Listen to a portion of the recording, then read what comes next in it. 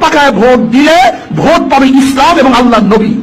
আসলে দেখেন, আমি কিন্তু এই কথা বলিনি যে আমাকে ভোট দিলে নবী করতে হবে, আমি এই কথা বলি।